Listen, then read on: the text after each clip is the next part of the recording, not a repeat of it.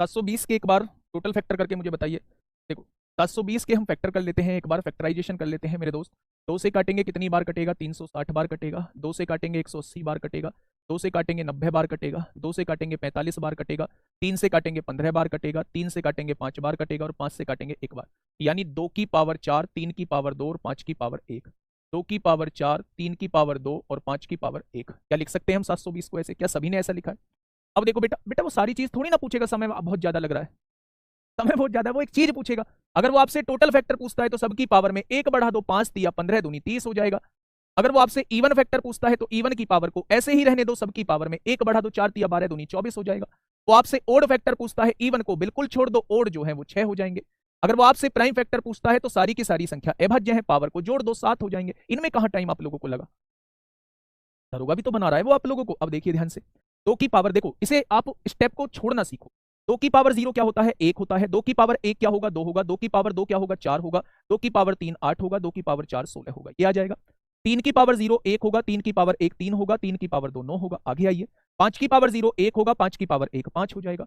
16 8 24 4 28 2 30 और 1 31 हो जाएगा। मल्टीप्लाई 9 3 12 और 1 13 हो जाएगा। 5 और 1 6 हो जाएगा। 13 एकम 13 को 3 हासिल, 1 13 39 और 1 40 हो जाएगा। और 403 की 6 में करिए 2418 हो जाएगा। ये आ गया कुल गुणनखंडों का योग आपके सामने। ठीक है।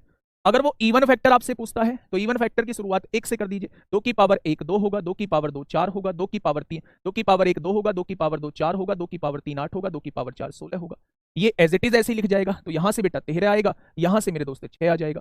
तो 16 8 24 4 28 2 30 होगा और 13 6 78 हो जाएंगे। तो 8 तिया 24 को 4 हासिल, 2 7 तिया 21 और 2 23, ये 23 तो 40 हो जाएगा।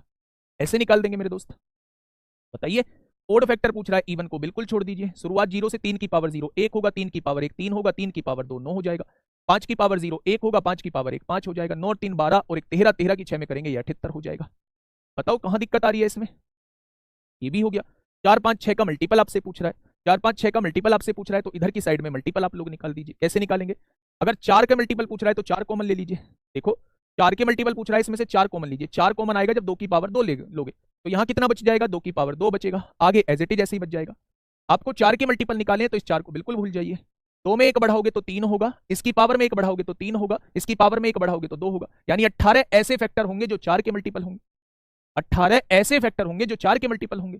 भाई वो 5 के मल्टीपल पूछ रहा है तो 5 कॉमन ले लीजिए। यहां से 5 आपने कॉमन ले लिया तो यहां क्या बचा? 2 की पावर 4 होगा और 3 की पावर 2 होगा।